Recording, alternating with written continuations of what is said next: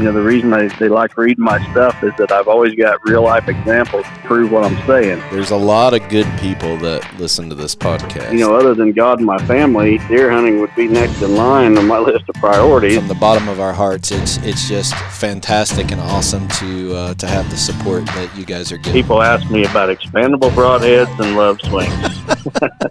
Chasing Giants with Don Higgins and Terry Peer. Brought to you by Osseo Camo, nature's most lethal camouflage. Follow along as Don and Terry discuss the techniques, strategies, and dedication needed to harvest one of God's most amazing creations, world-class whitetails. Well, welcome everyone to the Chasing Giants podcast, brought to you by Osseo Gear. Don Higgins, Dr. Bronson Strickland, and the peripheral Terry Peer. That doesn't add much value when we got a panel like this tonight. We are live in front of Masterclass Weekend number 2. A couple weeks ago, we were in Northern Ohio at a remote one. We had a great Masterclass here a couple days ago, and we have a great group that's going to be here tomorrow touring the farm and listening to a lot of high-tech redneck stuff from Dr. Strickland. What do you think, Doc? Happy to be here. All right. What do you think, Don? We got a good group tonight. We do. I see a lot of states represented out there. We've got Ohio, Indiana, South Carolina, Michigan. Who am I forgetting? Wisconsin, Kentucky. Lots of states represented out there tonight, Terry. Yeah, good crowd here tonight. We had over 40 people in here the other night, and we did not record a live podcast, but we did a panel and answered questions for everybody there. But I think there was over 40 people in here Wednesday night. So there's a lot more than is tonight, for sure. There's but a fun group that we're going to have. We're going to talk and answer questions from everybody tonight. But before we start, you have some VIP guests in the room. So why don't you introduce all of our VIP guests, starting with your pops? Yeah, my dad back here in the back row. Guy that first took me deer hunting many years ago. Mr. Higgins, is that the first time you've ever gotten a round of applause in a room? Yeah. We also have Dwayne Hopkins from Real World, and right in front of him is Janice and Tim Likens from Real World. Janice is the glue that keeps it all together. She's got her hands full. I am the stress that tries to rip the glue apart about every other day of the week. We got Alan Foster at the back, guy that taught me a lot about deer hunting years ago. We got Joe Johnson somewhere in here. He's back there, just behind somebody. The Joey buck that I shot a couple of years ago, named after Joe. We got Austin Razor, part of the board of directors for Lester's Feet. Steve Shields, the guy that has a full-time job making me look good on video. Am I missing anybody? My wife, Robin, I can't forget her.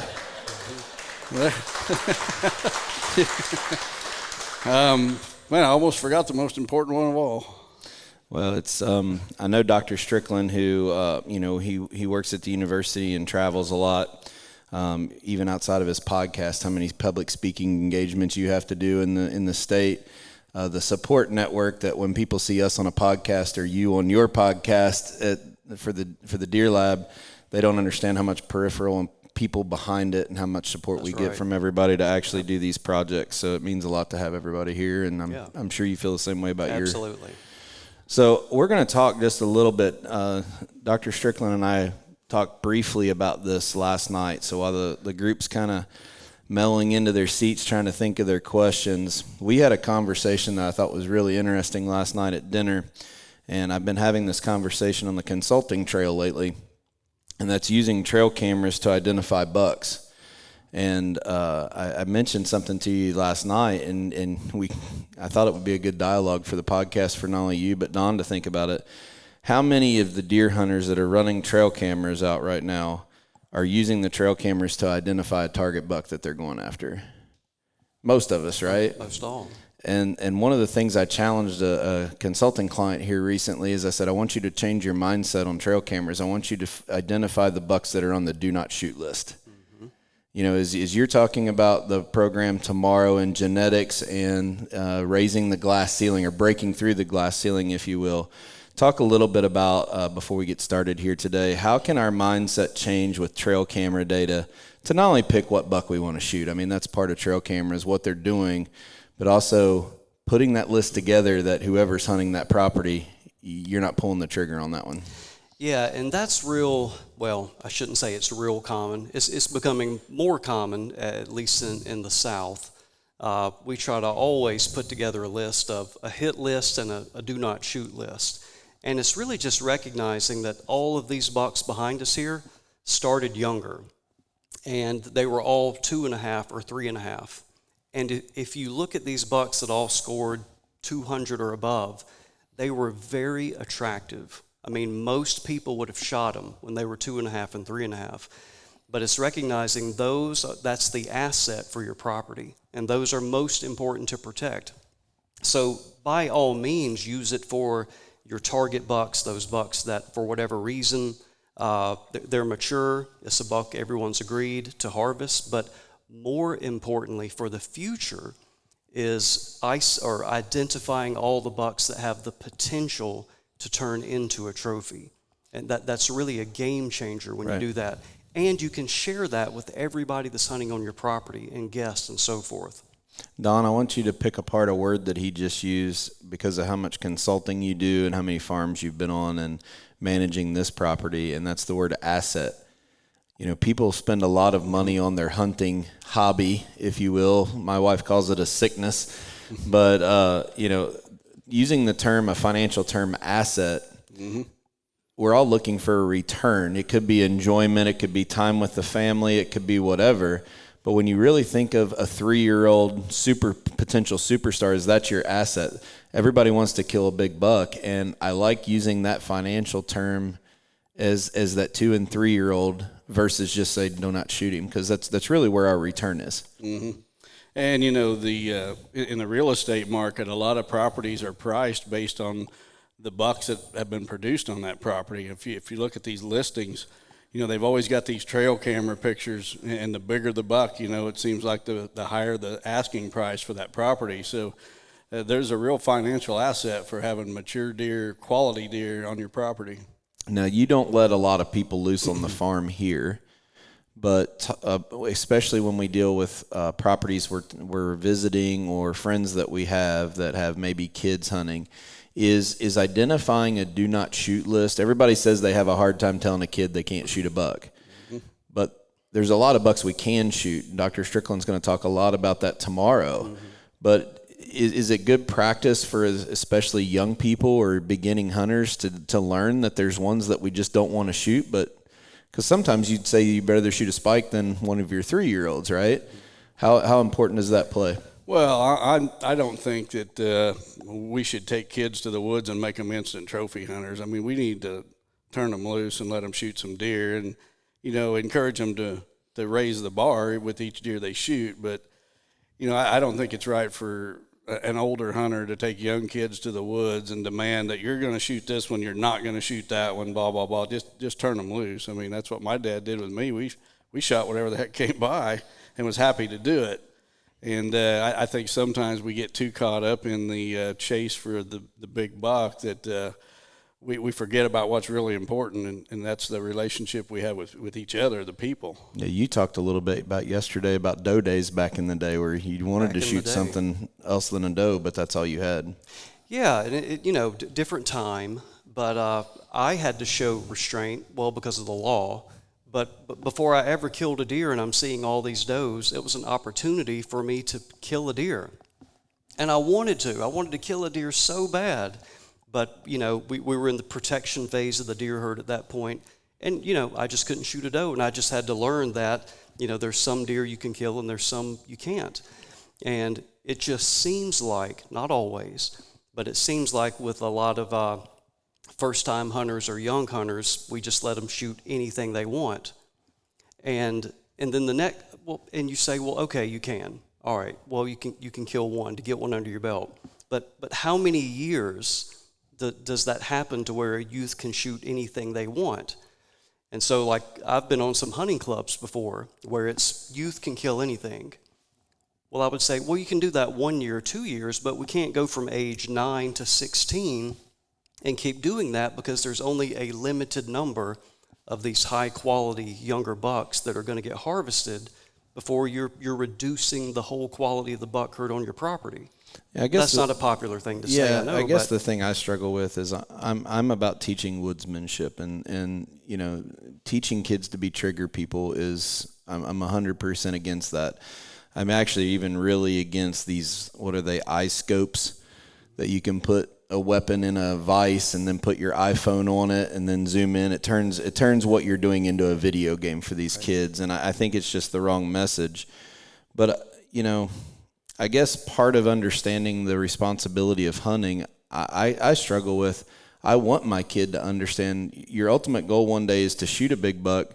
He has to understand the process of that, and there are going to be deer that we're not going to shoot on this. And I know what you're saying, Don, but I think it's just as important to teach them the whole process. They need to learn to hunt. They need to learn. We've talked about that hundreds of times on this podcast, and you know, Al is in the back row back there. He talks about being a woodsmanship or being an outdoorsman versus just a trigger puller or a killer.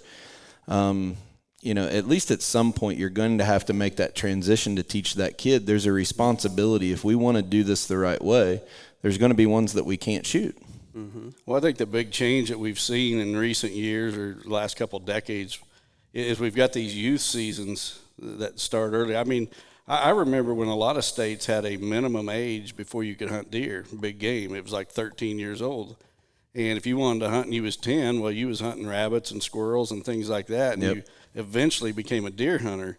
And today what I see is a lot of fathers taking their kids out, and I'm talking like 5-6-year-old kids, little kids that don't even know what they're doing, putting them in an elevated blind, sitting over a food plot or a bait pile, and all the kid is doing is sticking the gun out, and probably his dad's got his hand on the gun too, and he's just a trigger man basically, like you say. And I think we've just gotten away from teaching the kids basic woodsmanship skills. You know, they start and they should graduate up to hunting deer. And at that point, I just don't think that we need to be dictating to those kids what they absolutely have to shoot and what they cannot shoot. Yeah. Is anybody from New York in here? Do we have anybody from New York? At one time, I thought New York, you couldn't even hunt out of a tree stand until you were like 16 or 18 or something like that. Does anybody know if that's true? I thought that was it. Anyway, I just thought it was an interesting dialogue. I think especially as property management, you know, we focus a lot of times on what's our shooters, but not what's our asset to the property. The asset, right. So we're going to take a quick break and listen to Osseo and hopefully get a bunch of questions from our live audience that stumped Don for some free prizes tonight. So we'll be right back. Osseo Gear introduces a premium line of bow hunting gear that is unmatched, pairing nature's finest camouflage with the best technological innovations. Osseo Gear brings whitetail bow hunters the gear they need to be the best at their craft. The unique camouflage mimics the intricate feather pattern of North America's greatest predatorial creatures. Designed for invisibility, built for comfort, and engineered for function. Visit OsseoGear.com. That's ASIO Gear.com to start shopping. Osseo Gear. Prepare to be invisible. All right, here's our first question of the night. Okay, when you're creating a food plot system on a property, how do you decide between a perennial system versus annuals? Is that a question for me? Anybody. Okay, I'll answer it. I want diversity. I want all of it. I want greens. I want grains. I want legumes, cereal grains, brassicas, fruit trees. I want as many different food sources as possible. A deer has the ability to balance his diet given the opportunity, and each one of those food sources is going to have a little bit different nutrient makeup, and that's why diversity is key. So I would say all the above. How does the acreage of the plot play into that, Don? Because some of those products you have to have more acreage. Is that why we try to get as much food as we can? Well, like Deadly Dozen, for example, there's 12 different plant species in that mix, and it could be planted in a small plot. So diversity might be the mix of seeds, or it might be, different crops, have grain on one side of the plot and something different on the other side. But if you only have a half acre, you're not raising beans you're not and corn. going to do that. But so, yep. All right. Thank you. I would add in, I would also, I would want both perennials and annuals, and I would also consider, and again, my bias for the South here, is that a great perennial is white clover. So, but even though it's perennial and it's going to come back year after year if you take care of it, there are going to be times of the year where it is not producing.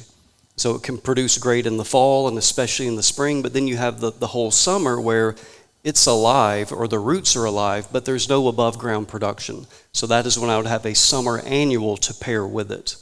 And so I think blending both perennials and annuals is the way to go. Probably the person that's most educated to answer this question, sitting in the back row, Dwayne Hopkins. You want to chime in on this one, buddy? I think you might be able to elaborate a little bit. Yeah, Dr. Strickland's right on the clovers. We summer slump when plants start to go dormant and we lose that attractiveness to growth. But clover's resilient. It to where it'll come back in the fall if we don't abuse it too much in the spring and summer. Plant mortality, we're going to experience some of that every year. That's the reason for the frost seeding every year. It's a lot easier to fix it with a little bit of frost seed than it is the 1st of May for realizing you've got a problem. Yeah. So. But there's a lot of variables as far as what to plant based on deer numbers and acreage and everything like that. But the more diversity we have in it, the better. Right. Diversity is the key. If you go to a buffet, you don't go to a buffet with just one thing on it. The more selection you've got, the more choices, the better, more cost. But the better the buffet. So I think that in Dr. Strickland's world, there's a lot of products down there that we would consider annuals that will survive in the southern states, great products. So I think when we look at perennials versus annuals, sometimes it's a geographical thing. So a blend of both, I think, is the key. So. All right. We thought we would ask the resident expert. We're going to switch that cordless mic because it's starting to cut out. So I'm going to mute just real quick. Turn that one off, Dwayne, and we'll pass the other one back there for our next question. All right, Don, this is a question for you. What lesson has your dad taught you in the hunting world that has really stuck with you throughout your life, I guess? Well, that's very easy. He taught me that whatever we're going to do it right or we're not going to do it. I remember coming home as a kid, and back in the day, it was hard to get gun tags in Illinois. Every county was limited on the number of gun tags, so you had to apply. And there were some years you just weren't drawn for a tag, and you didn't get to hunt. Well, I went to school, and a couple guys at school, they had a great idea, or so I thought. Their dads and them, they were applying for tags, and everybody's name in the family, their mom's name, their sister's name. Everybody was applying for tags, and then somebody would get drawn, and they'd get to go hunting. And I just thought that was the greatest idea I'd ever heard. And I came home with the supper table and told my dad this great idea. We're all going to apply for tags. And he let me know pretty quick that wasn't going to happen at our house. So he made it really clear that whatever we're going to do, he'll help me with whatever I'm interested in, but we're going to do it right. Was he a hunter early in his life? He did some, but not a whole lot. Yeah, my dad didn't either. Small game. What about you, Doc? Was your family into hunting when you were growing up, or a little bit? But you got to keep in mind, my parents, their generation, there weren't any deer. There weren't deer. It was quail hunting and rabbit hunting, small game. That was it. Not because they didn't want to; they just didn't exist. Gotcha. All right, we got another question. This is for Dr. Strickland, probably. Worms and parasites. What role do they play as far as stress on the herd? And is that something that we should be thinking about, or should we just stay out of that? That's a good question. I hope I have a satisfying answer. I think it really depends on a free-ranging herd or a captive herd. And when you get to a captive herd, I can't offer a lot of expertise with that. Parasites, for example, are going to fluctuate from individual to individual and sometimes from year to year, but it's typically a natural process, and we have never, that I'm aware of, have ever documented where that has really regulated a population Typically, you might have a cycle, but it works itself out. And believe it or not, deer are pretty good at medicating themselves with the plants they eat. And for example, we hear a lot about, red oaks are bad relative to white oaks because they have all those tannins in them. But tannins can actually be a good thing. And herbivores can use tannins for controlling parasites in their body. So we actually have some indices in the wildlife biology where there's certain organs we can look at and have a relative count of parasites, and we can determine that usually if herd condition is really, really low, meaning their body condition is poor, they're not as able to fight off or deal with parasites, and you can see parasite indices increase. But usually when you manage the herd and you manage the habitat, all that takes care of itself at a population level. So really not a concern for me. Okay. So this question is for Don. So in Ohio, what's the challenge of raising 5-year-old deer? The challenge is the same as it is anywhere. That's getting people to quit shooting them when they're 2, 3, and 4. I don't have the answer, for that challenge, but that is the challenge, is getting people to quit shooting them. So if you're letting the 2, 3-year-old go, 3-year-olds go, and the neighbor keeps shooting them, what's the best thing to do there? There's 2 really good solutions for that. Number 1 is build a fence, and number 2 is sell the property and buy another one. Just being brutally honest. Well, while we're waiting for the next question to come up here, I talked to Chris Yates today. We've gotten a lot of people ask about Chris's health, and we mentioned, 2 podcasts ago, that he was going in for open heart surgery for a quadruple bypass. And he told me today he's getting out 4 times a day and walking with the dog. Good deal. He's doing really good. He's says he's still pretty sore, but he's doing really well. He said that, believe it or not, he said his incision is so small. He said they can't believe they even did what they did. But I guess, I don't know if it was a robotic surgery or what, but he's got a really good team of doctors. So everybody's been asking about that.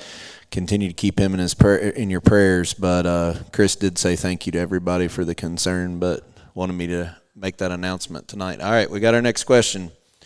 Okay, Don, if you've got your group, your herd is somewhat dominated by 8-point bucks and 16-inch spread and 12-inch tines, and I've heard you say that those are good bucks to shoot. Then you've also got a buck or two that's maybe 4 or 5-inch tines and is 20 inches wide. Is there any chance that down the road those 2 genetics pools will come together and create the dream buck? Well, they probably already have come together, just to be brutally honest. And the crazy thing is that right before we came out today, Dr. Strickland and I was recording a video on this very topic, and I posed the question to him. So I'm just going to pass on the question to him because I asked it to him earlier and I already heard the answer. So I think that's a product of nutrition and age structure, as well as high grading in terms of the harvest that has taken place for years has been the better quality, the larger antlered bucks. Even though they're middle-aged, but they're above average, the 9s and 10s, et cetera, big 8s, that they're systematically being removed from the population. So on average, I can't say for Illinois, but in the South, about half of your mature bucks, 40%, sometimes 50%, are going to be 8-pointers. That's just a fact. You're only going to have 30, 20% are going to be 10-pointers. So to me, it sounds like either nutrition is limiting the antler expression, or the best bucks are being harvested systematically on your property or around it. And what you're seeing is what's left over. I'm going to ask a follow-up question to you. The word high grading, that term that's used in timber, livestock, whatever, what's the term high grading? What do you mean when you're talking about the deer herd or hunters in the area? Explain that a little bit more for the listeners. Take the best and leave the rest. So from a forestry standpoint, it is a logger, for example, going in and taking the highest quality timber, high value timber, out of a stand and leaving the low quality timber to grow up. and then you get 15, 20, 30 years down the road, and you have your timber stand evaluated, and you've got a lot of trees, but they're not the species or grade that's going to bring you a big check. And that's where the stand has been high graded. And we contend that a buck population can be high graded in the same sense. Yeah, good analogy to using it as to compare it to the timber. All right. I got two questions. First, I'd like to thank you guys for the podcast you put on every week. I enjoy it. It's a highlight for the week, I guess. The first one is for Don. You were at my property some 3 years ago, and I got two of my neighbors sitting here, so maybe we should not ask this question, but I guess I'm going to. I got the 70 acres on the east side of me in my name now. Okay. Is there something I should do with it's a very young stand of timber in there, probably 5 or 10 years before it's ready to harvest. Is there something I should do now, or do I need to wait till that's ready to harvest to get the value out of it? To be honest, I'd probably have to see it to give you a good answer. It might be that a timber stand improvement cut would help that timber. I don't know the species or the size of the trees that are in there. I know right now white oaks are at an all-time high. Believe it or not, the demand at the moment is for staves for whiskey barrels, and they use white oak for that. So the price of white oaks right now are at an all-time high, as I think walnuts are as well. But without seeing that timber, it's really hard to give you advice on what to do with it. The second question is, last year we had a couple bucks that shed that broke part of the skull out, like with the shed. Dr. Bronson Strickland might be answer that question, but is that like a lack of minerals or something, or what makes that skull soft to allow that part of that skull to break out with the shed? A couple things could be going on. I would say most likely the skull or the cranium was probably weakened, maybe from fighting, and there was some type of fracture right there that caused that part of the skull to go with the pedicle, so forth, and come off. I guess it's possible. It could be a mineral or nutrient limitation. I've never seen that before. Usually those type of limitations just affect the antlers and not skull going with the shed antlers. So my educated guess would be probably from an injury due to fighting. How does that affect antler growth the second year? Doomed. That particular antler will never have the same shape again. Just because of this part of the skull plate being missing?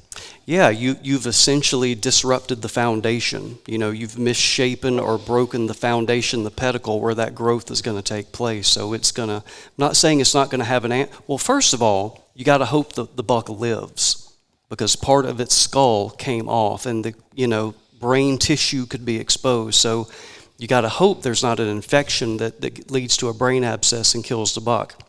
But secondarily, if the buck lives, he's probably going to have a malformed antler on that side. Thank you. Sure. We haven't never really talked about that. That's an interesting topic. That you basically have a deep open wound, a head wound. You sure do. So and then the next year, who knows what? Lots of bucks die from what we call brain abscesses, and it varies a lot from region to region. But we really think about how violent these bucks are in the rut, sure. The microfractures and everything that would be around that pedicle at the base. That's right. There's a lot of pressure there. If it leads to infection, it's bad news. Right. For any of you gentlemen, at home we have a problem with the deer leave once the creek freezes up. So is there anything we could be planting, or any, food plot wise, or anything in the timber or something we can do to help get those deer the moisture they need to survive in the winter? Because say it gets down to -10, the creek freezes up, those deer all move deep into the swamps or closer to town where they can get water more accessible. Is there anything we can do on our properties to keep water, I guess, in their food more than just a creek or a pond or something? There you go. I'm not used to dealing with 10 below zero, so I don't know. You're used to dealing with drought, though. I guess my biggest question is, are they leaving because of the lack of water, or are they leaving because of the lack of thermal cover and food? Plenty of good thermal cover and plenty of food? Well, in that case, I'm going to pass the question. So you think it is water that's drawing them?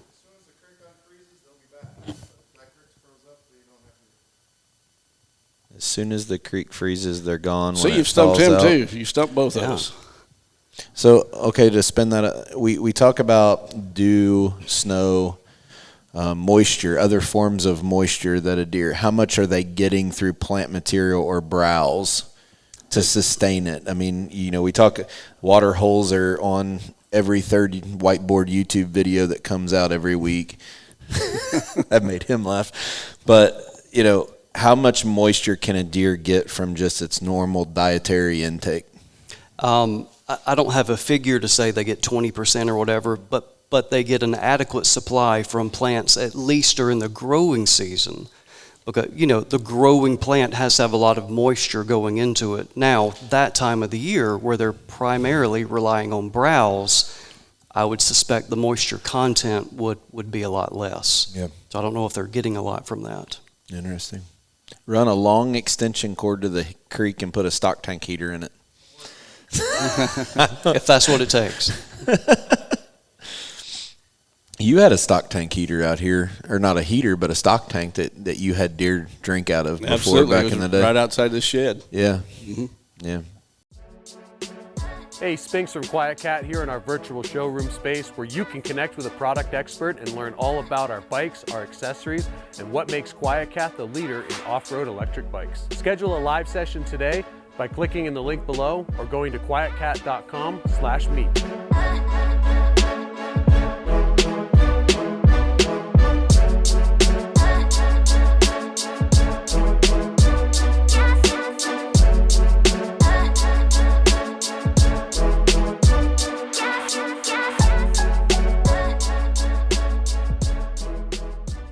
All right. So I'm going to spin off here. That was part of my question is I'd like to know how much water a whitetail needs per day. And does that change when they're in the rut or the summer months or winter months?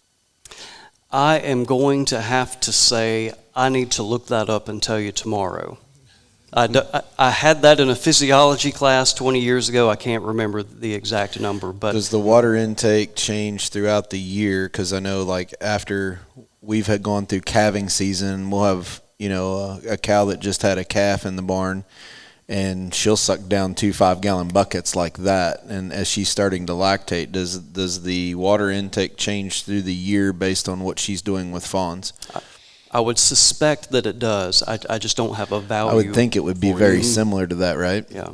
I think the water situation with deer is really kind of overrated, and I say that because I know a spot where there's a bachelor group every summer on this section, and they're there day after day. You can drive by every evening, and these bucks are out there day after day. And there is not a water source on that entire section. It's almost all ag fields with a couple of fence rows. I've been all over that section with my ATV. There is not a water source there.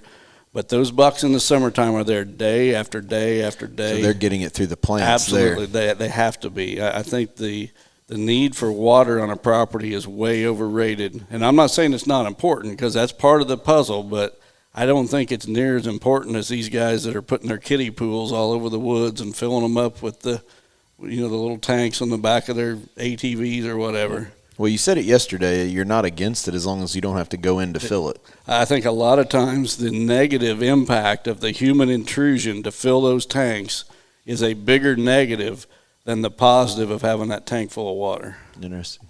So with your captive herd, how did you keep water out for them? How much did they consume? You know, the interesting thing about those captive deer when I had them is that I just watered them out of a regular stock tank. But when it would rain and there would be like mud puddles, they would rather drink that mud puddle water than they would the clean water in the tank. Now, how much they drank, I don't know. They obviously drank more in the summer than they did in the winter. But it wasn't significant, especially compared to cattle, which I've had most of my life.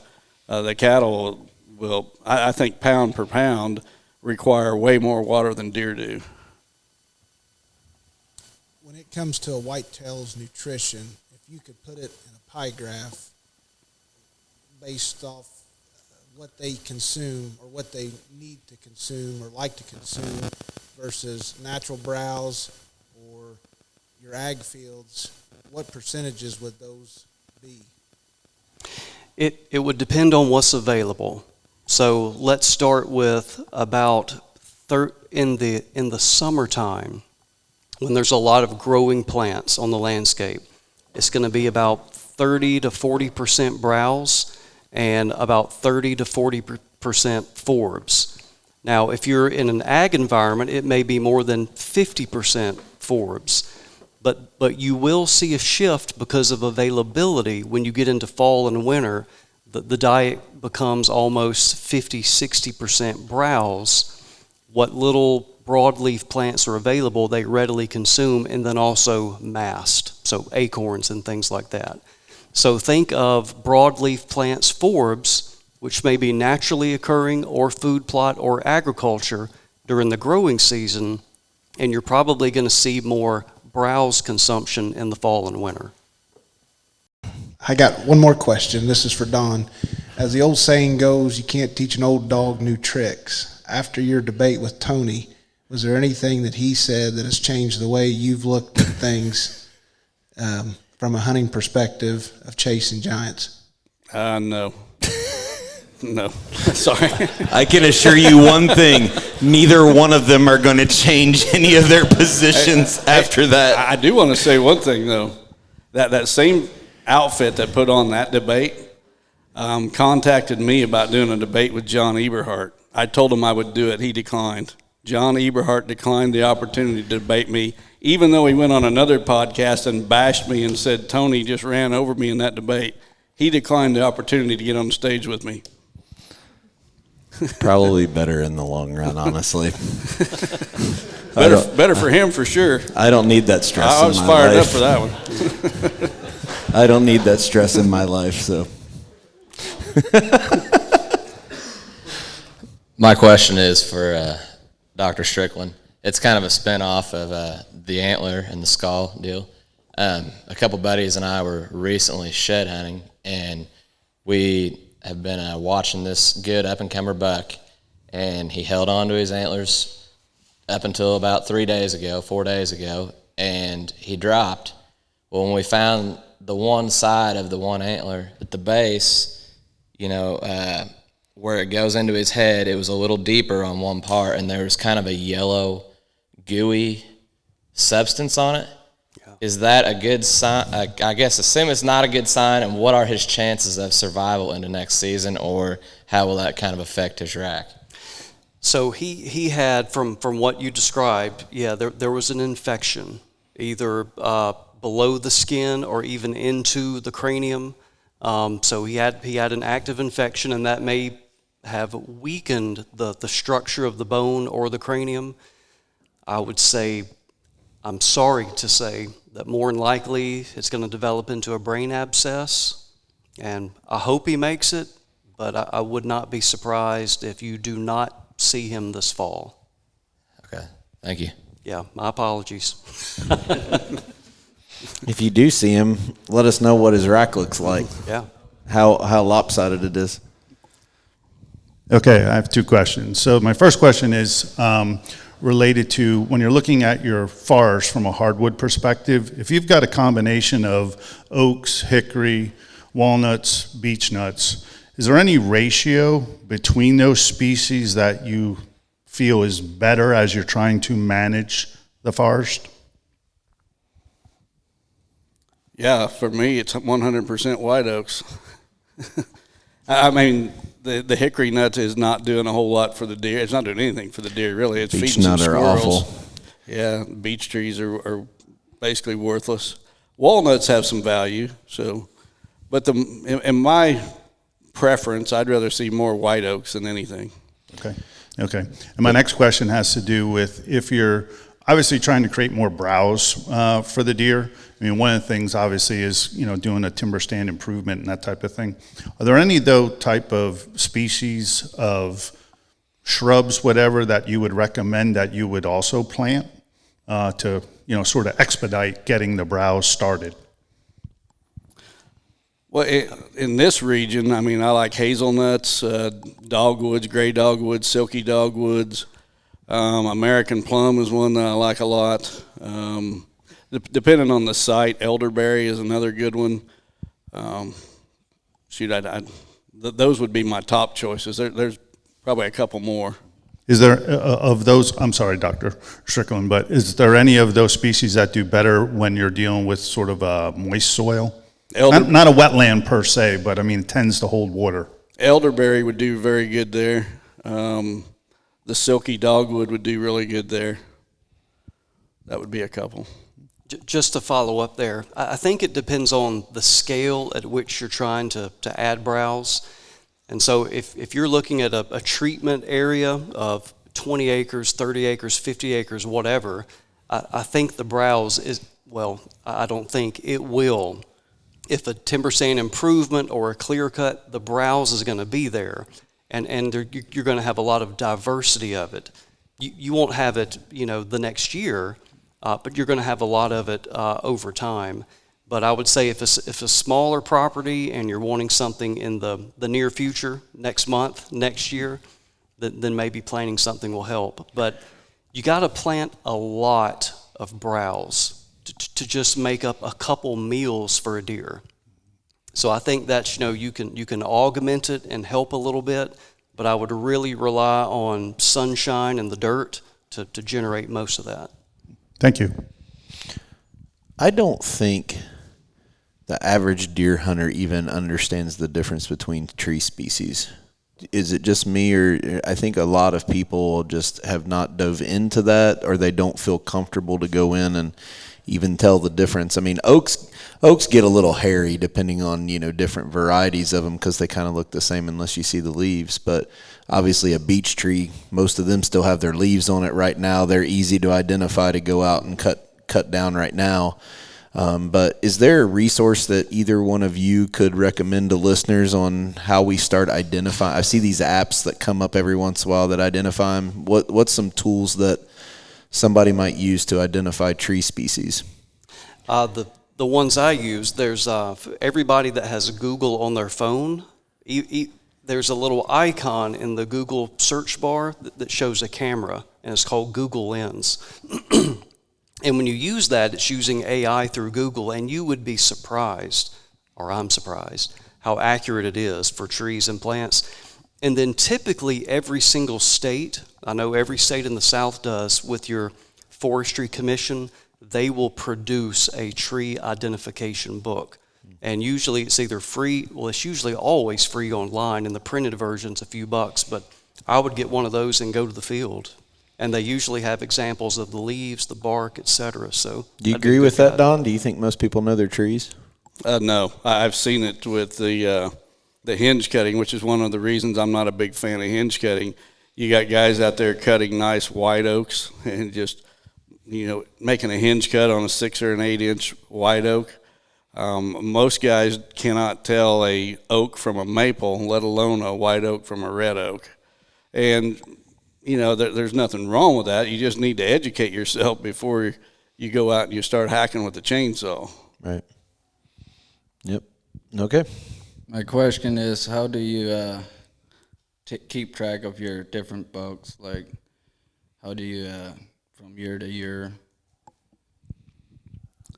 I use a software from Reconics called BuckView, and I arrange my pictures by camera location, and it automatically puts them in chronological order that they were taken as you save those pictures. So, you get a picture of a buck at a certain location, you can go back and look at previous year's pictures from that same location and say, yeah, there he was last year, comparing some antler characteristics, and then you go back the previous year.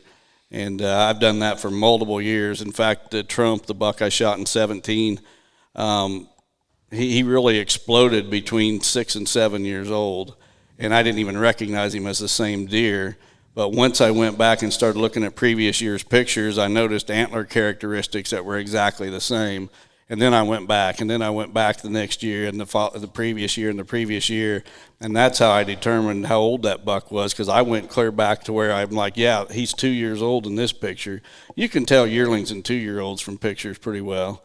And so I just basically backtracked through a series of pictures, and that's how I determined the age of that deer. So you don't really keep track of the different bucks, just the location?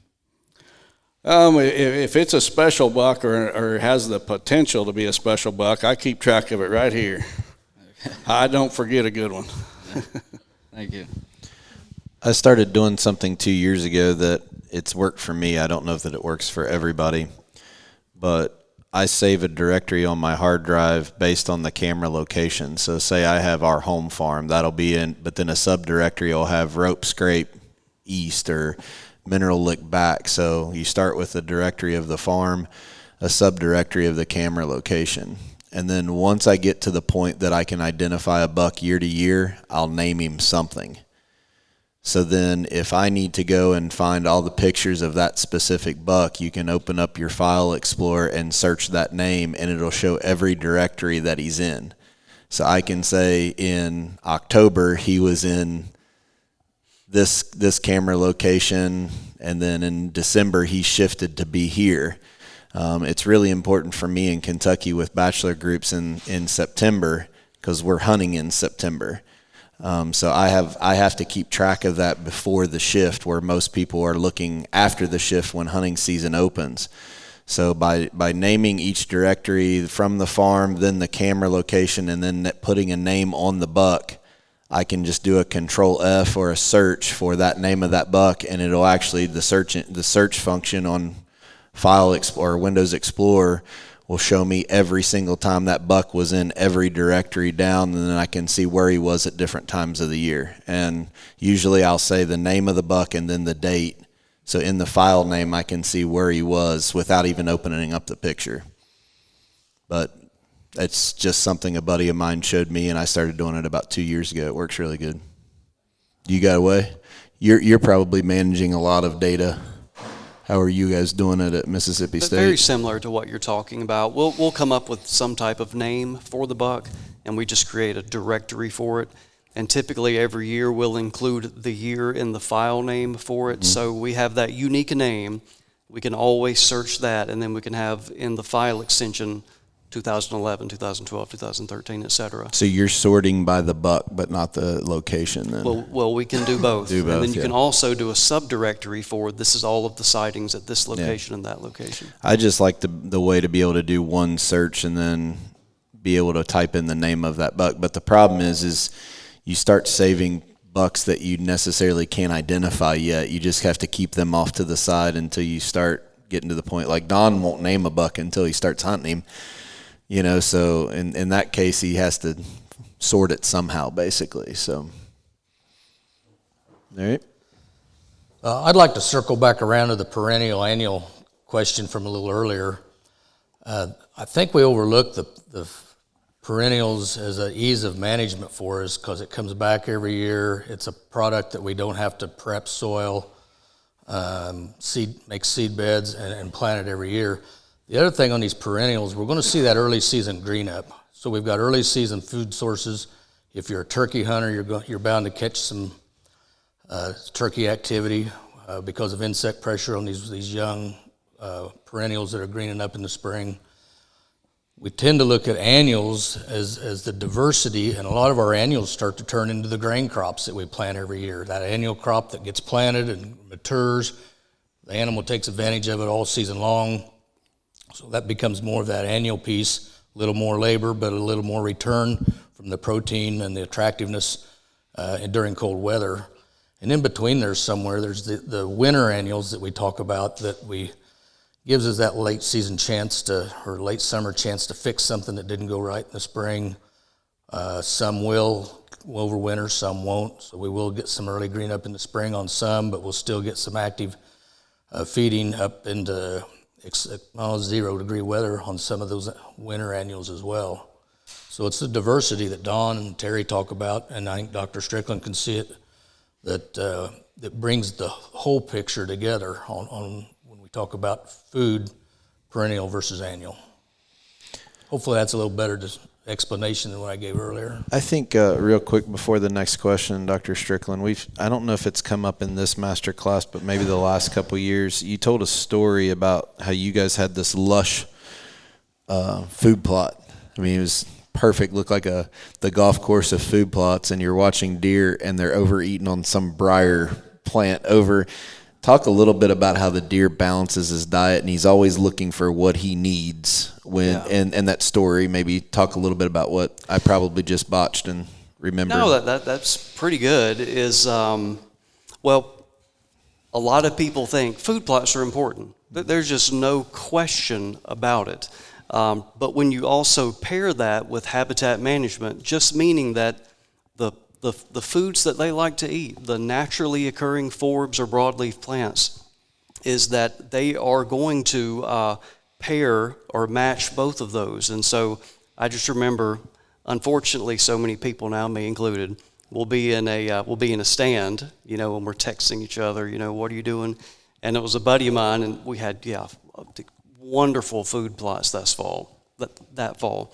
And a buddy of mine is like, these food plots you said are so great or terrible, because this group of deer walked right through it, took 3 bites, and then they went over and started eating all these briars and stuff like that. But it just demonstrates that is what deer eat. That's what they're supposed to eat as well. And we supplement with those food plots. So they're both very important. And it falls right back into what Don talks about all the time, not just food plot diversity, but bedding diversity. So, people say, well, if I have all this switchgrass, I don't need wooded timber. I don't need wood stands for sanctuary, but you're also getting some nutrition out of that also. Mm-hmm. Don, anything to say? Nope. You covered it. He's ready to move on. How about a question? I'm waiting for politics or religion to come. We haven't had one we didn't even really have one the other night. I mean, you put Janice on the spot. She's got to pick a winner, and we ain't had a good one yet. We got to have some politics or something here. This question's for Don. When you're talking about trying to funnel deer, and channel them to come to a specific location, that type of thing, what is your preference when it comes to types of materials, I'm going to say, to do the funneling? So, obviously you can do wire fence, natural type of vegetation, brush, drop some trees, whatever. Do you have a specific preference? And if you do, does it change based on, maybe the specific location or the terrain that you're trying to funnel a deer to? It absolutely does change, and it also changes by the distance you're trying to funnel those deer. So a longer distance, there's no substitute for a wire fence. If you try to pile up brush and things like that, they're eventually going to pick holes through it, and they're going to make a new trail where there wasn't one before. But a wire fence, that's impossible. The thing you got to remember about a wire fence, though, it works perfect for a funnel, but wherever you end that funnel or end that fence, it's a funnel for both you and the property owner on the other side, if that's on the property line. Now, there's a lot of plans that I've done lately. People are just becoming more and more receptive to having fences around or on their property. And there's a lot of times where I can think of at least 2 plans that I did this winter where we're using a fence in the middle of the property to kind of separate bedding cover on one side, food sources on the other. And we don't want those deer to have a dozen trails between the bedding and the food. So we'll stretch a fence partway across the middle of the property, and we will force those deer around one end of that fence as they move back and forth between bedding and food. So there's nothing better than a wire fence. And I'm not about to push wire fences on anyone. It's kind of a personal decision. But if you want to funnel deer, there's nothing better than a fence. Is there a particular height when you're dealing with that fence? Well, I think it needs to be at least 6 foot, 6 to 8 foot. A minimum of 6. But that's a way you get the deer out to where we can hunt them without putting intrusion on it. Exactly. Otherwise, if they have 7 trails through the middle of a strip of woods and you try to get over there and hunt where buck sign is, you just blew everything out that you're going in to hunt. Yep. Don, it'd be a lot of work, but what do you think about treetops? So if you'd gone in and done a timber stand improvement And again, the work moving them, but it'd be short term when they broke down. Hey, and I just did that on my farm in the last week, but I was only moving those deer about 20, 25 yards. And so I used down trees. I even cut some locust trees that needed to be removed anyway and used the skid loader, and I piled them up to push those deer about 20 to 25 yards. But when you try to do that for 100 yards, they're going to pick a hole through it at some point. Wildlife Farming is the leading e-commerce platform specializing in habitat management equipment.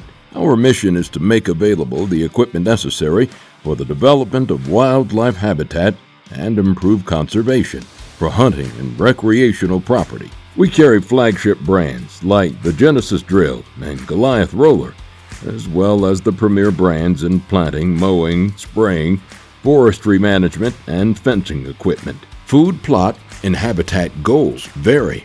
Wildlife Farming is the company that can deliver the equipment to achieve these goals.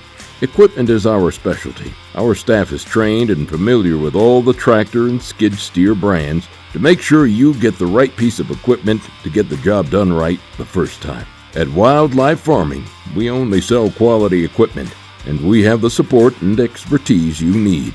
Please visit wildlifefarming.com for all of your equipment needs. So I don't know, this question will probably vary with a lot of different properties that you work with, but if you set up a property and they go with what you write up in the book for them, they follow that plan according, how many years do you think it will be for that property to reach its max potential or to maintain that, what you wrote in the book for them?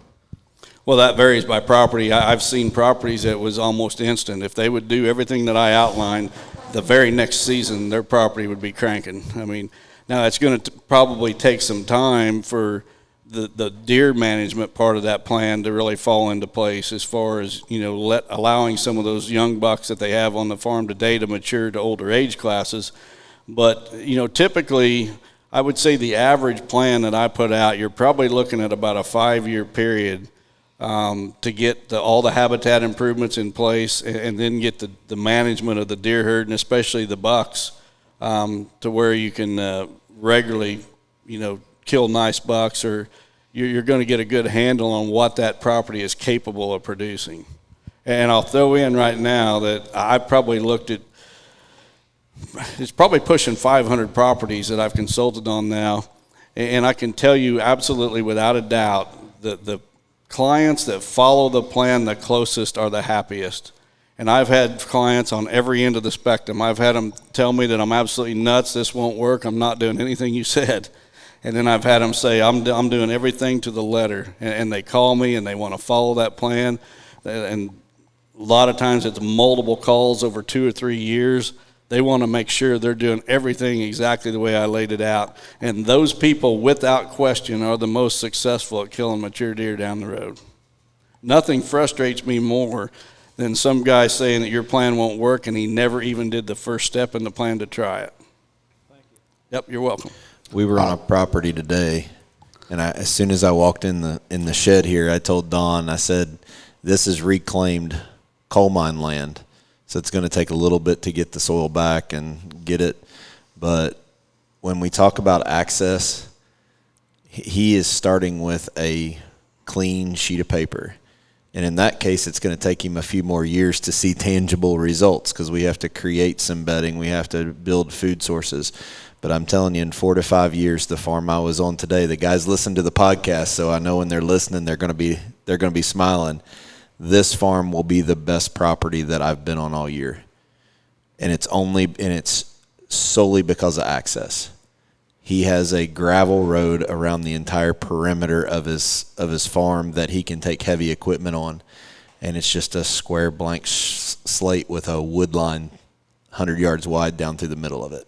I mean, you can't draw that up any better. But that property, to speak to what Don said, it's going to be different because since he's starting with that white sheet of paper, it's going to take a little bit longer to see the fruition than, something that already has established bedding, established food, and we're just tweaking or teaching the person how to hunt. We get into that a lot too. Sometimes we're going in teaching people how to hunt more than we are, doing something to the property. Okay. Don, I was just wondering if you considered annexing any of your 40 acres there to Ukraine to maybe get some of that $100 billion funding from the current administration or not? You know, I'm a big donor of the Democratic Party, and I just feel that I'm due a check about any day now. So, I thought he'd be selling carbon credits. That's what I figured he'd be doing, is selling carbon credits. We need to get this wrapped up because I got a meeting with Nancy Pelosi after the podcast. So.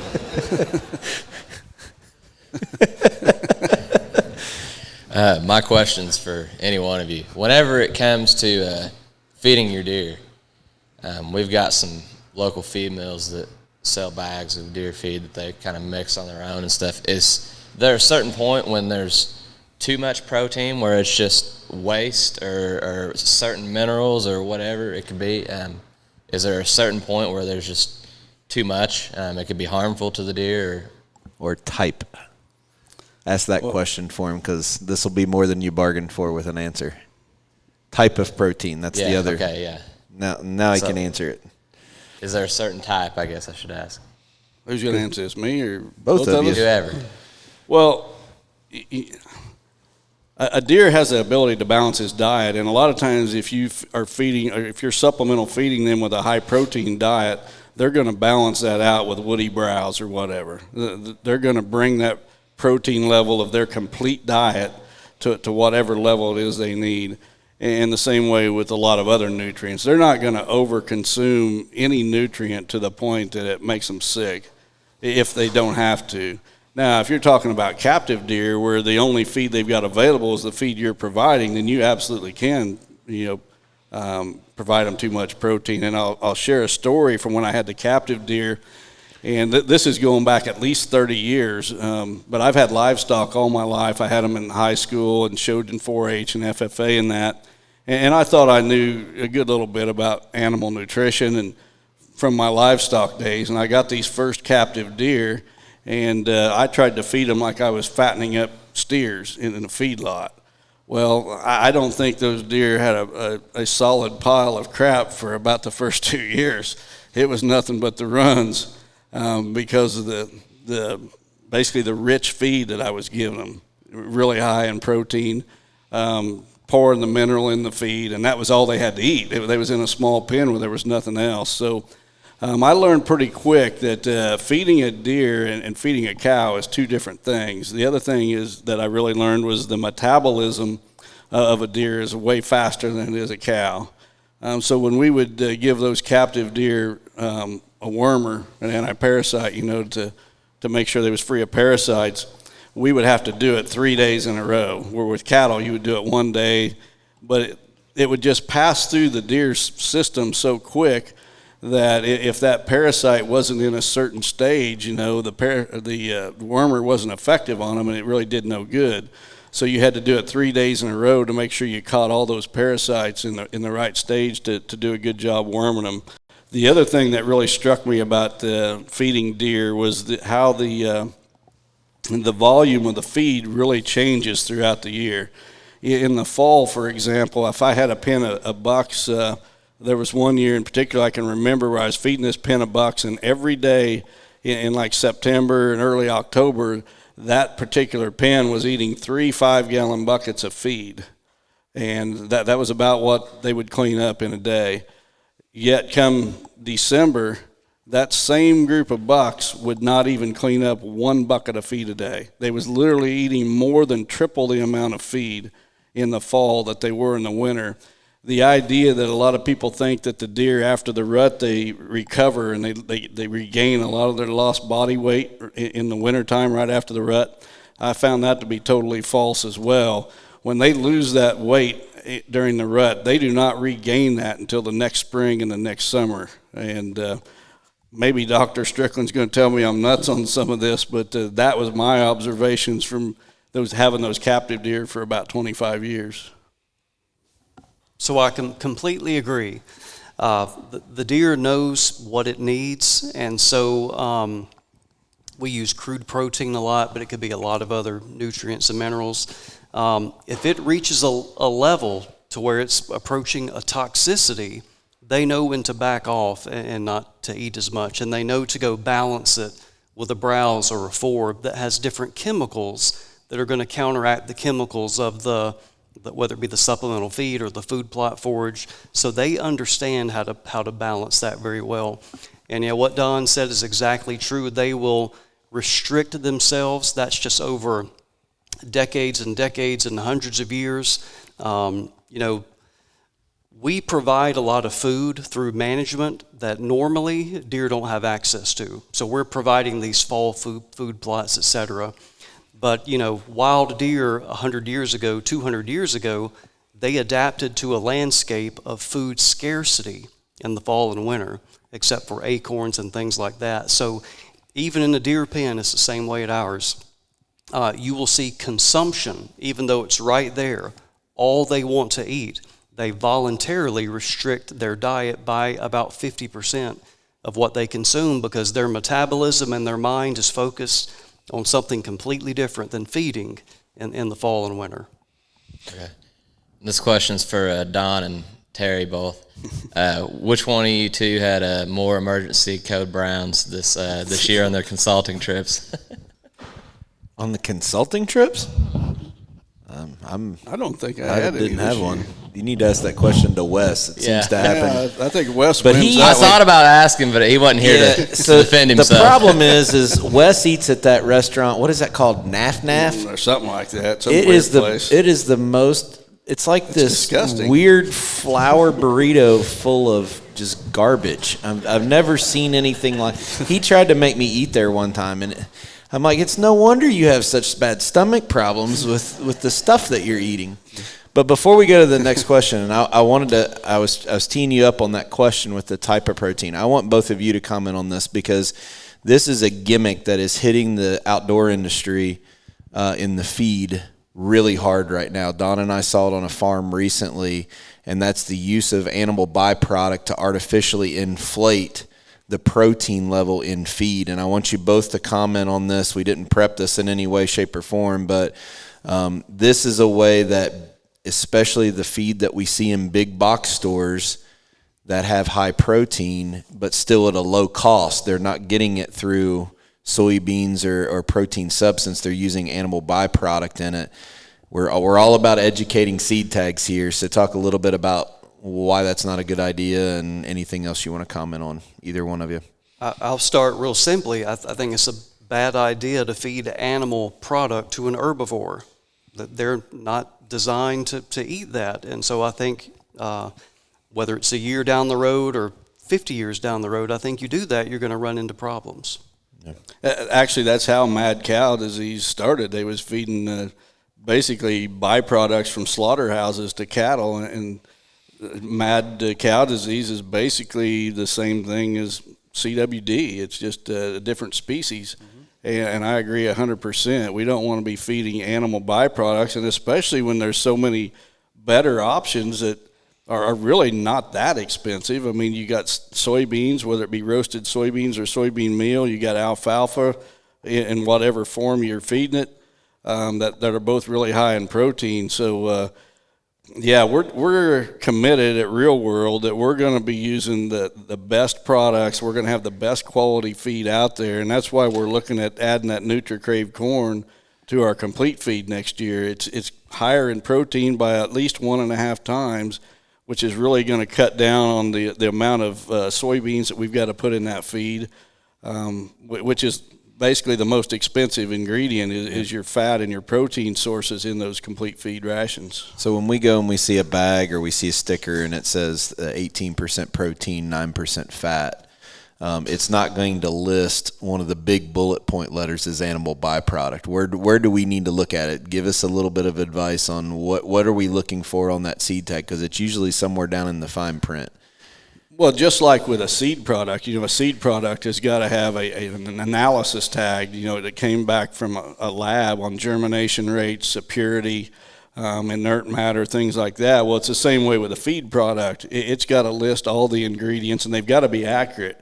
There's state agencies that we report to. Janice sends reports in about, I think, once a month or once a quarter, and these state agencies will actually show up at retail outlets and sample our products, and then they will compare the sample that they pulled against what is on our tag. But usually the ingredients, which have to be listed on the tag, usually they are listed in the order of the amount that's in there, the percentage. The higher the first one is the most. Exactly. Okay. Yep.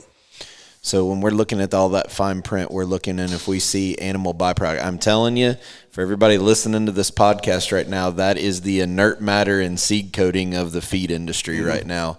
All these products, we saw one a couple weeks ago on a consulting client's property, and we went and looked at it, and in big letters, it looked great, 18% protein, 9% fat, and we get down to that fine print, and it's, uh-oh. Yep. Turn around and go back. So just warning, make sure you're reading your tags. It's the gimmick of the feed industry right now. Okay. My question is on CWD. It was 2 years ago, there was one that tested positive in our state, and last year, that area, they had earlier season with even rifle season in October. Is that something to be worried about or not? Good question. In my opinion, I think it is something to be concerned about, but not worry about. And so it all depends on the spread of the disease and the prevalence rate of the disease. And once the prevalence rate, and this won't happen in a year or two, we're talking a decade or longer.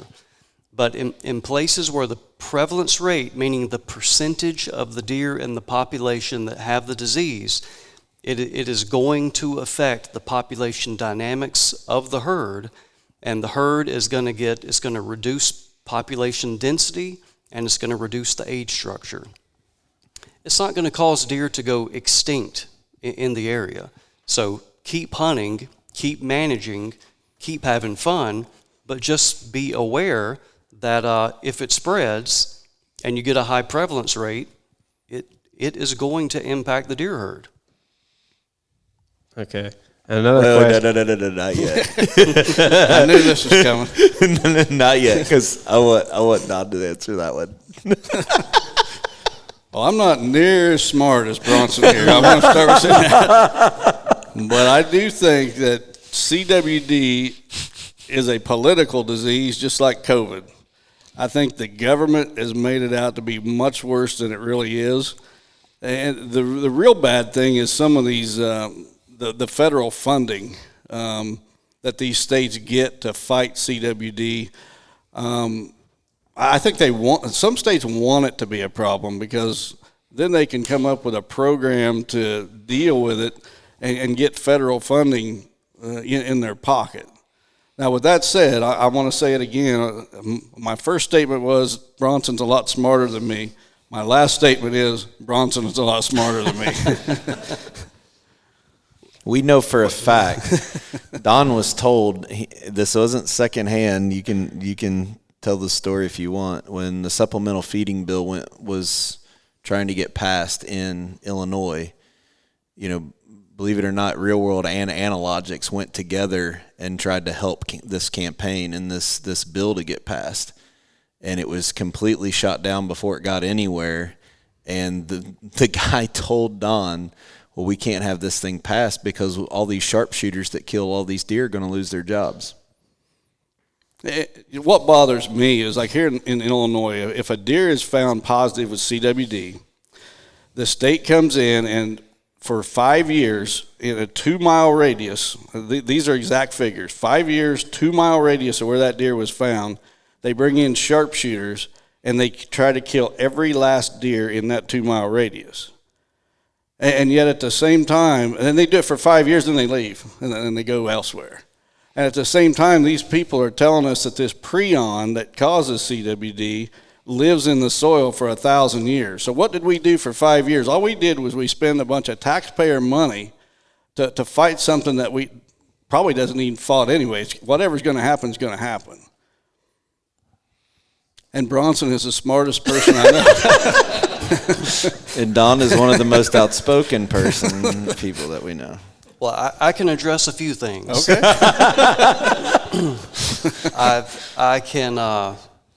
I guarantee you that if the state of Mississippi had a choice for having CWD or not, but having CWD, and yeah, getting some federal funding to help manage and monitor, the state of Mississippi, the wildlife officials would say, we don't want it. Really? Because absolutely. It has done nothing but stress and overwork their personnel. It has taken fur bearer biologists that want to be working with fur bearers. Now they're having to take CWD samples. I mean, it's caused people to leave the job to try to manage the disease. So, yeah, we do get a little bit of funding, but it is nothing compared to the amount of work they're having to exert to manage the disease. And, you know, when you look at, and I understand, I hear where you're coming from. When you look, though, at Illinois, in my field, when we're talking about CWD, and we put up states that have done well, and I'm going to say doing well with managing the disease, because you're never going to eliminate it. Once it becomes established, you got it. But keeping those prevalence rates lower is that when you look at the state to the north of you and to Illinois, y'all have been able to keep the prevalence rates very, very low through management versus just saying we're not going to do anything and the prevalence rates go up. The other part, Don, and others, in my opinion, what makes CWD so difficult, it's not a 1-year disease, it's not a 2-year disease, it's a 2-decade disease. And the manifestation of the disease to where when you reach a 50% prevalence rate, it will affect your population dynamics. The number of adult does, instead of living to 4 or 5 or 6 years of age, they live to 2 or 3 years of age. And so the lifetime fawn recruitment that maintains the population is decreased. And it's taken a while now. But when we were at our annual deer conference in Louisiana 2 weeks ago, we saw another case study from Northwest Arkansas where they've been going about 15 years or so. And when they found CWD there, it was already at like 10, 15% prevalence, and it's just gone up. But we do studies, and yeah, we do get some money to do some studies to monitor them. But when you look at, we call them survival curves or mortality curves, when you mark a deer that is CWD is not detected, and then you mark a deer with a GPS collar and a mortality signal, where CWD is detected, 12 months later, only about 30% of the CWD positive deer are alive. 80% of the CWD negative deer are alive. So if you extended that out another 12 months, all of the deer that had CWD would be dead.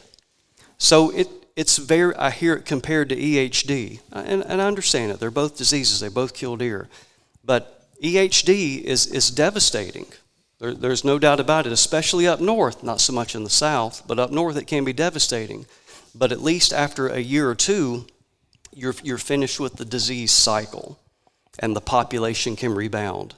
Once you've had 2 or 3 decades of CWD in your population, it's never going to recover in your lifetime. So it's just a completely different disease and a different management approach, and we're going to have to agree to disagree. Well, you know, one thing that makes it confusing for a layman like myself is that you've got a situation like in Wisconsin where Dr. Kroll was hired to advise them on a CWD program, and his opinions probably follow closer to mine than yours. So when I see these PhDs disagreeing, and it just makes it hard for me to buy in. And it's the government. You know he's already biased when it's the government. Wait till I tell Nancy about you. Okay. All right, what's your next question? Another question is, so it's election year next year. And if you'd have to pick between shooting mechanical broadheads so you could still hunt, vote for Joe Biden, or vote for Tony LaPratte's plan? Which would you pick? I think that was for you. No, sir.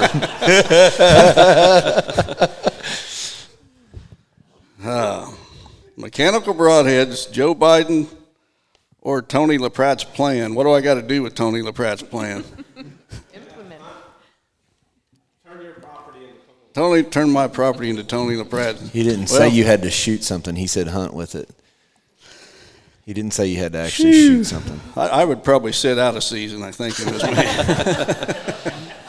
We got asked a similar question in Ohio about that, and at the end of the day, all jokes aside, if we had to give up this passion that we had for the betterment of this country, we're Americans first.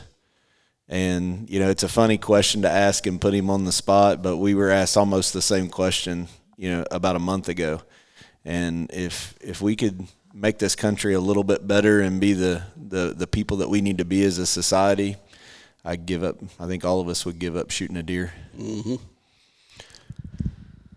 So the question is for both of you guys. There's three of us up here. I don't know who you're pointing at. All three of you guys. You two. So Tony preaches about doe bedding areas and buck bedding areas. What's your thoughts on that, Don? And I don't think the deer know the difference, so I don't know why we need to worry about it, basically.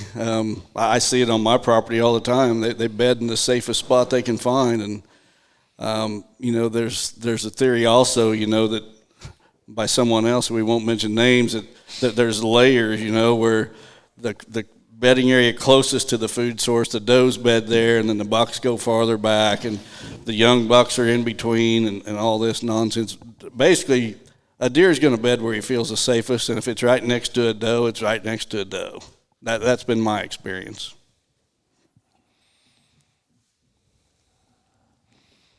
Agreed. All right, this question's for Don. So normally you're on that side of the table as a panel, so I'm going to ask you to go on this side of the table. And the three people that are going to be up there that you need to ask at least one question to, and I'd like to know what the question would be, are your president, Joe Biden, your vice president, Kamala, and let's throw in Governor Newsom from California. My question would be, why do you hate this country?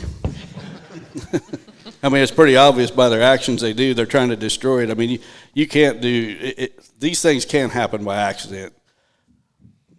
I mean, they've got to be trying to destroy the country. So why? Why do you hate your country? If you two could sit down, spin that question towards wildlife habitat, deer hunting. If you all could sit down and have a conversation with anybody about habitat, just to have a conversation, pick their brain, go back in time if they're gone, who would right now would you like to sit across the table with and have both of you have a conversation with?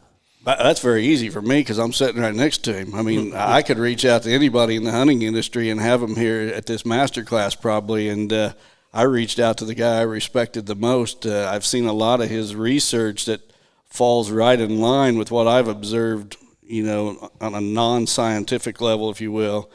And I just, every time I listen to him, you know, like yesterday when he was giving his presentation, I pick up on more. We was both in Kansas at an event, a month or so ago, and I listened to his presentation there, and it's the same presentation. I hear it over and over again, but it seems like each time I hear it, I pick up on something else. But who would you reach out to that you can't reach out to is my point. Somebody that's passed away, somebody, if you could go back and pick the brain of anybody about this. On management or deer hunting? Either one. Oh. What you're thinking? What do you think, Doc? If I had to go back to the past, it might be a name y'all aren't familiar with. It'd be Aldo Leopold. And we consider him the father of wildlife management. He was the first person that really got people together and said, this is a science, and society needs to take wildlife management serious. And he started the first program, college program, I think at the University of Wisconsin. I think I'd like to go back and just wrote some really great material that changed the dialogue, 50 plus years ago about just the way people think about wildlife and how to manage it and how to be a steward of it. But I would be more interested if I could go into the future. Now, I don't know who I would find, but I'd love to ask someone in the future where we went wrong. What were the things that we could correct and do differently now that had a real unfortunate impact in the future? I wish I knew that. Fred Bear. If I could go That'd be back cool. and talk to a deer hunter, it'd be Fred Bear. That'd be cool. Mm-hmm. Yeah, I bet that's on a lot of people's lists. Yep. All right. All right, so Dr. Strickland, this is kind of a spin-off question from the CWD we were just talking about. Now, if I understood you correctly, you mentioned the northern states manage the CWD a little better. Is that correct? I wouldn't say that. Not I really. think everyone's managing it more or less the same way. They have some different tactics in how they do it, but Okay. What I was getting to is, do you think the harsher winters have anything to do with that effect? I think it can. Most recently, and literally at a conference I was just at, several of the CWD positive deer that were tracked froze to death. And so that was a new source of mortality that we're not used to seeing, is freezing to death. But of that sample of deer, there was a whole bunch of them that were marked that were CWD negative, meaning not detected. And those that were CWD positive, of all the ways that they died, that freezing to death during a cold snap was one of them. So I think that's just another one of those things that's going to cause greater mortality with CWD positive deer. Thank you. Sure. And then, Don, here's another question I have for you. When you go to lay out a property, would you suggest strictly apple trees in one area, persimmons in another, or would you mix them throughout together in one particular spot? I like to group them by species for two reasons. One, to help with pollination. So you got a group of apple trees, they're cross-pollinating each other. The second reason is for creating hunting patterns. So when those apple trees are producing fruit, dropping fruit, the deer are going to be focused on that location. And if you've got your pears planted somewhere else and the pears are dropping fruit, well, guess what? During that window of time, the deer are going to be at this location. And I think grouping them by species just makes more huntable travel patterns, and it definitely helps with pollination. All right. Well, I think we're going to wrap it up. We're pushing in on an hour and a half. Yeah. Dr. Strickland, it's been a while since you've been on a podcast. About a year. About a year. Mm-hmm. Anything that being around us has really brought light to you? I mean, you've gotten to hang out with us a little bit now, and what's any epiphanies about the idiots that are on Chasing Giants? I know some topics not to bring up. At least while being recorded? At least while being recorded. Stay away from that. Yeah. Well, we appreciate you being on the show tonight. It's always a pleasure to have this group of people that's going to be here at the class tomorrow is going to have their head spinning with some of the topics that you both talk about. We're going to walk the property tomorrow. Hopefully a little bit better weather than we had a couple days ago. But Don, you got anything going before next week? Are you done with consulting? I got 2 local consulting jobs to do and then 2 classes next week. And then I got one trip where I'm flying to Ohio to look at some properties before the end of March. And after that, my schedule is clear. And I'm guessing that Janice is probably going to pile some stuff on my schedule, like shipping miscanthus every Monday. Monday miscanthus. It's a exhausting experience for the staff in the office, but they do a fabulous job taking care of that. We're very blessed for everybody that's on board there. Well, we're going to sign off tonight. Make sure that you keep Chris Yates in your prayers. And I did notice one thing I wanted to tell everybody. The owner of Matthews, Matt McPherson, him and his wife actually released an album today. Really? Yeah, and I'm not sure if they wrote all the songs on it or not, but if you're interested in checking that out and enjoy gospel music, the owner of Matthews Archery and his wife, Matt and Sherry McPherson, if you go to their YouTube channel, that's where I saw it anyway. You might want to check that out if you have time. So with that, we're going to sign off and be back next week. Next week will also be a live podcast, and we got some special guest surprises that episode. So make sure you stay in. Again, thank everybody for their support. We appreciate it. Yep. Have a good week, everybody. God bless. Chasing Giants has been brought to you by Osseo Camo, Via Farm Real Estate Company, 360 Hunting Blinds, Victory Chevrolet, Real World Wildlife Products, Matthews Archery, Novix Tree Stands, Gingerich Tree Farm, WildlifeFarming.com, Quiet Cat, and Vortex Optics. Thanks for listening, and tune in next week for another episode of Chasing Giants.